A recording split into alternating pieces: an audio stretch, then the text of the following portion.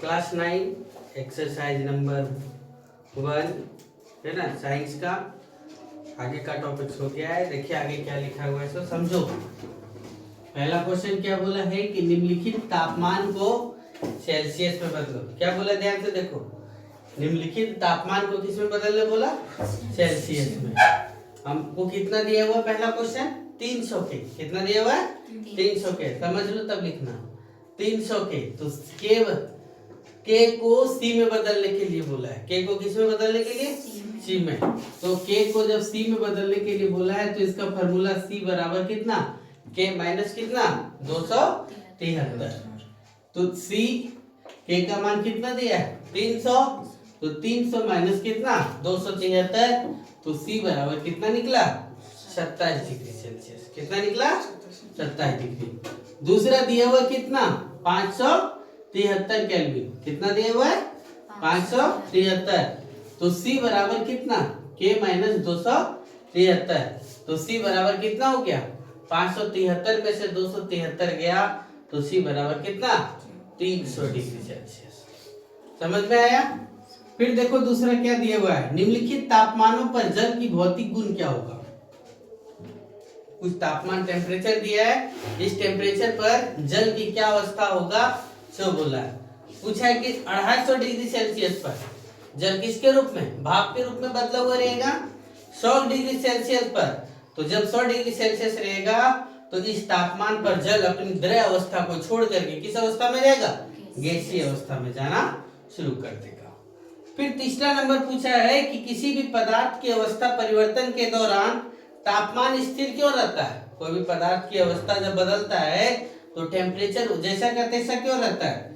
तो देखो, किसी भी पदार्थ का ताप बढ़ाने पर वह निश्चित अवस्था में परिवर्तन करके दूसरी भौतिक अवस्था प्राप्त कर लेता है, तब इसका तापमान क्या रहता है? स्थिर रहता है। तब इसका तापमान क्या रहता है? स्थिर। एक अवस्था से दूसरी अवस्था में जाता है तो क्या होता है? तापमान स्थिर रहता है। क्योंकि जो टेम्परेचर लगता है ना, क्यों स्थिर रहता है? क्योंकि जो टेम्परेचर तापमान लग रहा है वह सभी तापमान कहां पर? उसके गुणों को बदलने में लग रहा है। उसकी अवस्था को क्या कर रहा है? बदलने में, यानी अवस्था को परिवर्तन के काम में आता है। इसलिए तापमान हर समय क्या रहता है? स्थिर रहता है। फिर चौथा नंबर क्वेश्चन दिया हुआ है कि वायुमंडलीय गैसों को द्रव में परिवर्तन करने के लिए कोई एक विधि समझाओ। क्या लिखा? वायुमंडलीय जो गैस है, गैस को क्या करो? लिक्विड में बदलने के लिए कोई प्रक्रिया समझो। तो आंसर क्या लिखा है कि पदार्थ की अवस्था में बदलाव ताप एवं दाब के कारण होता है। किसी भी पदार्थ में जो बदलाव होता है वो किसके कारण से होता है? तापमान एवं किसके कारण से? दाब के कारण से होता है। हम लोग क्या करेंगे? टेम्परेचर लो कर देंगे, ताप कम करके वह दाब बढ़ा देंगे, तो बढ़ा करके पदार्थ की अवस्था में परिवर्तन किया जाता है।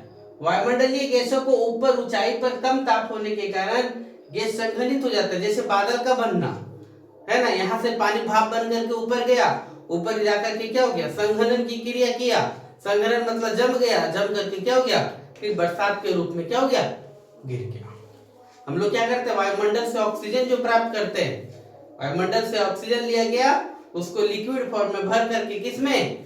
टंकी में भरा जाता है, ताकि हॉस्पिटल में जो लगाया जाता है वहां उपयोग किया जाता है। वही लिखा है कि पदार्थ की अवस्था में बदलाव ताप एवं दाब के कारण होता है।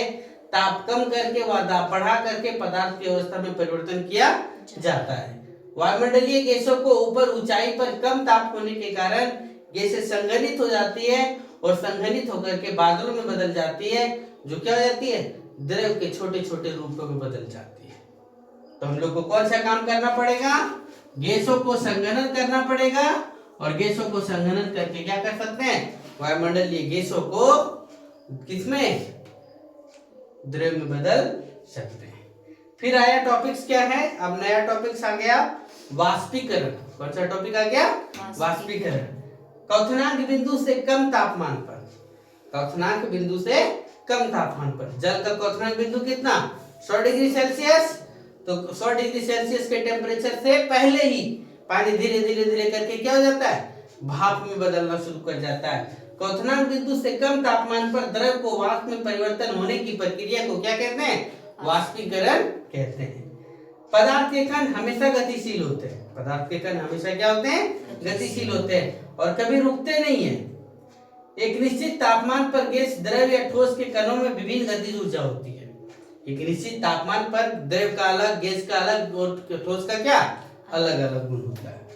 द्रव की सतह पर स्थित कणों के कुछ अंशों में इतनी गतिज ऊर्जा होती है कि वे एक दूसरे कणों के आकर्षण बल को छोड़ करके उड़ जाते हैं। एग्जाम्पल क्या दिया गया, अभी देखते हो ना, गड्ढा में पानी भर गया होगा, धूप जैसे पड़ेगा तापमान बढ़ेगा, क्या होगा, जैसे तापमान बढ़ेगा वैसे सब पानी क्या हो गया, हवा हो जाएगा, उड़ जाएगा, है ना, से मुक्त हो जाएगा, यानी गड्ढों से पानी गायब हो जाएगा। हम लोग कपड़ा एकदम नहाते उस समय एकदम बढ़िया से साफ करते हैं, डाल देते हैं, एकदम पूरा भीगा हुआ रहता है, पानी कहाँ गया, तो अपने जो आकर्षण बल था सभी आकर्षण बल को तोड़ करके कहाँ भाग गया, यानी भीगे कपड़े का भी क्या हो जाना, सूख जाना। समझ गए, यहाँ तक चलो नोट करो फटाक से। आगे देखिए नोट क्या है। तो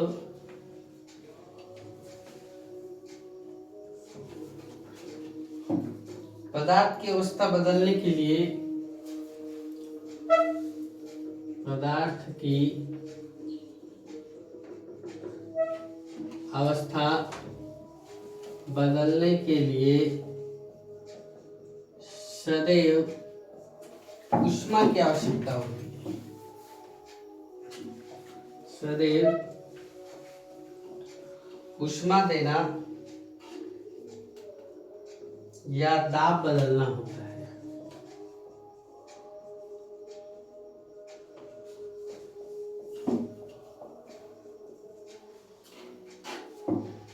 फिर आया टॉपिक्स, वाष्पीकरण को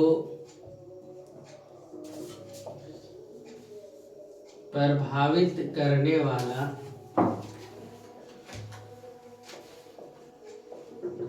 कारक।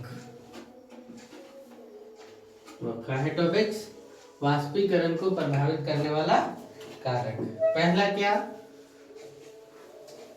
सतह क्षेत्र बढ़ने पर,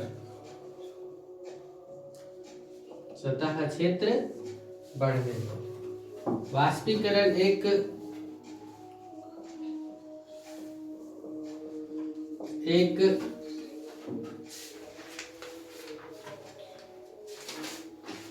प्रक्रिया है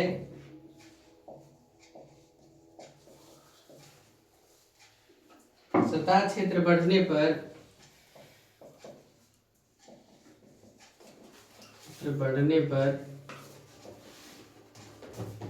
वाष्पीकरण की दर बढ़ती है।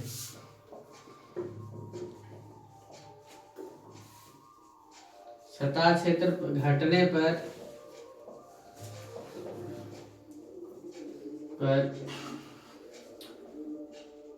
वाष्पीकरण घटती है। समझे क्या बोला गया? सो यदि क्षेत्रफल बढ़ेगा तो वाष्पीकरण भी बढ़ेगा और क्षेत्रफल घटेगा तो वाष्पीकरण भी क्या होगा, घटेगा। एग्जाम्पल समझो, एक कपड़ा लो, एक भी एकदम पूरा फैला करके डाल दो और एक कपड़ा मचोड़ लो और खाली डाल दो, तो कौन जल्दी सूखेगा, फैला हुआ कि मचोड़ा हुआ? फैला हुआ। तो वही बताया इसमें। एग्जाम्पल, कपड़े को सुखाने के लिए हम उन्हें क्या करते हैं, फैला देते हैं।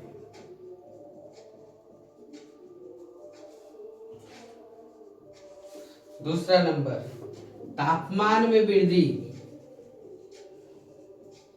दूसरा नंबर क्या बोला, तापमान में वृद्धि। तापमान बढ़ने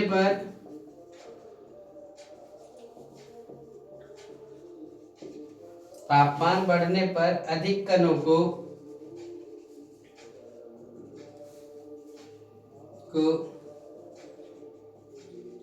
पर्याप्त गतिज ऊर्जा मिलती है।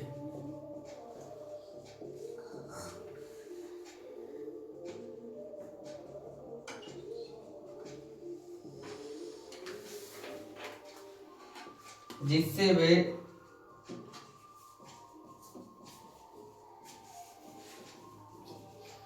जल्दी वाष्पीकरण हो जाता है।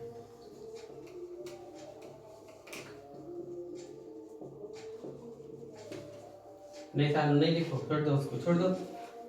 तापमान बढ़ने पर क्या लिखे, ध्यान से दो। तापमान बढ़ने पर अधिक कणों को पर्याप्त गतिज ऊर्जा मिल जाती है, जिसके कारण वे जल्दी क्या हो जाते हैं, वाष्पीकरण हो जाते हैं। देखते नहीं हो, एकदम सूरज की गर्मी बहुत ज्यादा पड़ेगा तो पानी हर एक जगह तो क्या होने लगता है, सूखने लगता है। वो तापमान में क्या हो गया, वृद्धि। तीसरा टॉपिक क्या है वो देखो, आर्द्रता में कमी।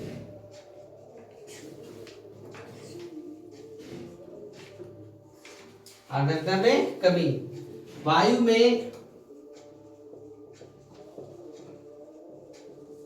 विद्यमान जल वाष्प की मात्रा को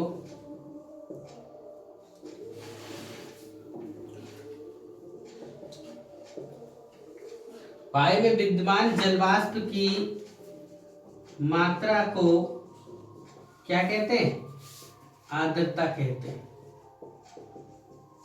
वायु में विद्यमान जल की मात्रा को क्या कहते हैं हम लोग, आर्द्रता कहते हैं। देखते हो नहीं, अभी देखो, अभी वायुमंडल में जल की कमी है, जल वाष्प की कमी है, इसलिए कपड़ा आसानी से डालते फटाक से सूख जाता है। कहीं वायुमंडल में यदि आर्द्रता बढ़ जाए बरसात के दिनों में, तो भींगा हुआ कपड़ा 2 दिन 3 दिन तक लगता है सूखने में, लगता है कि नहीं। वही बता रहा है कि वायु में विद्यमान जल वाष्प की मात्रा को क्या कहते हैं हम लोग, आर्द्रता कहते हैं। जब वायु में जल की मात्रा पहले से अधिक होगी, जब वायु में जल की मात्रा पहले से अधिक होगी, तो वाष्पीकरण की दर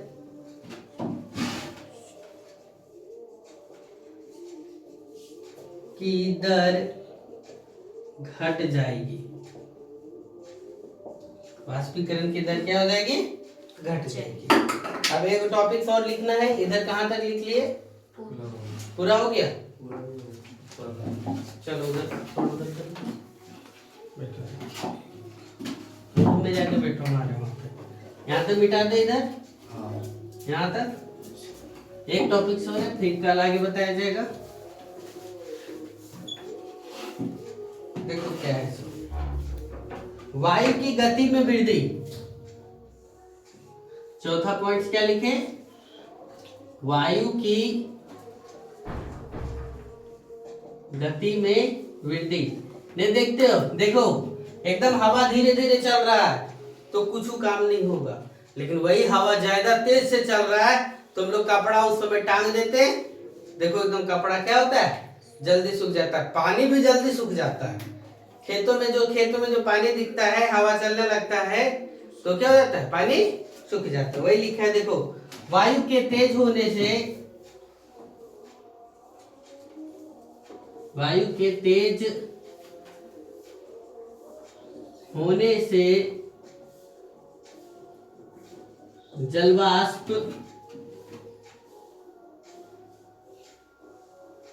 के कण वायु के साथ उड़ जाते हैं,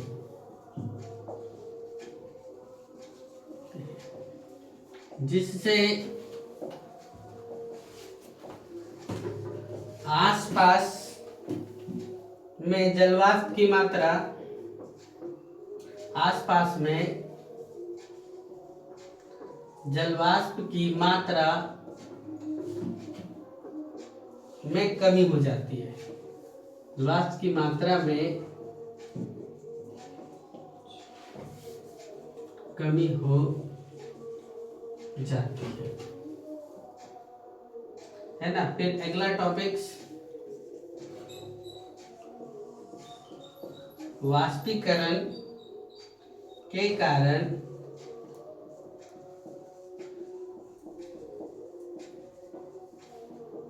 शीतलता। क्या लिखा देखो, वाष्पीकरण के कारण क्या, शीतलता। देखिए क्या है वाष्पीकरण के कारण शीतलता, मिटा दे ये वाला, इधर मिटा है, पूरा मिटा दे। देखो वाष्पीकरण के कारण क्या, शीतलता। घड़ा में हम लोग पानी रखते हैं, हम लोग बोतल में देखते हो ना, कपड़ा, अभी गर्मी दिन आएगा, बोतल के चारों ओर क्या करेंगे, गांव के इलाकों में हम लोग क्या करते हैं, बोतल के चारों ओर कपड़ा बांध देते हैं। हम लोग के यहाँ तो फ्रिज नहीं है ना, तो क्या करते हैं, फ्रिज वो बांध देते हैं। तो क्या होता है, पानी के जो बाहर जो सूती का बोरा बांध दिए, उस सूती का बोरा क्या करता है, पानी उसमें भीगा हुआ रहता है, वो बाहर उड़ करके चला जाता है, तो अंदर की ओर क्या करता है, गुप्त ऊष्मा के कारण से अंदर की ओर क्या, ठंडा प्रदान करता है। हाथ में देखते हो ना, हम लोग ये लेंगे तो वही है, वाष्पीकरण के कारण, वाष्पीकरण के कारण कम हुई ऊर्जा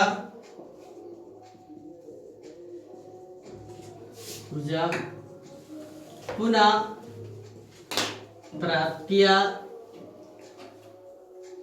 या पुनः प्राप्त करने के लिए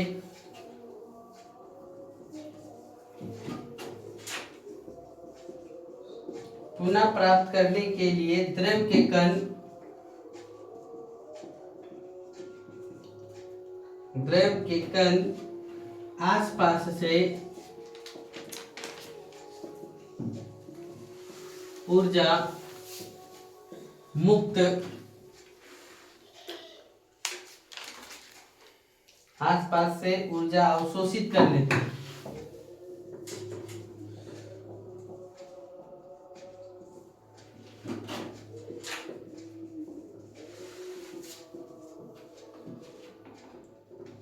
इस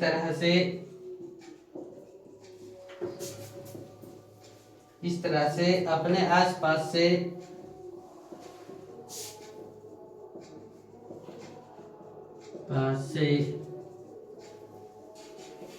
ऊर्जा अवशोषित होने के कारण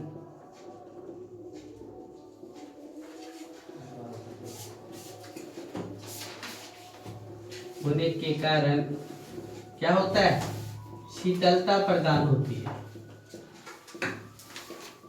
क्या प्रदान होती है, शीतलता प्रदान होती है। जैसे कौन पर एग्जांपल देंगे, सूती कपड़ा देखो हम लोग पहनते हैं, गर्मी दिन आ गया, सूती कपड़ा पहनेंगे और पहनने के बाद पूरा पसीना से लथपथ हो गए, बाहर में गर्मी लग रहा है, वही पंखा के नीचे जैसे बैठ जाएंगे ना, तो क्या हो जाएगा, शरीर से जो पानी जो है वो भाप बन करके, जो पसीना है वो भाप बन करके उड़ना शुरू हो जाएगा। ये भाप बन करके उड़ना शुरू हो गया और अंदर की ओर क्या हो गया, ठंडक महसूस होने लगेगा, और इतना ठंड लगेगा कि कप-कपी चढ़ जाता है कभी कभी।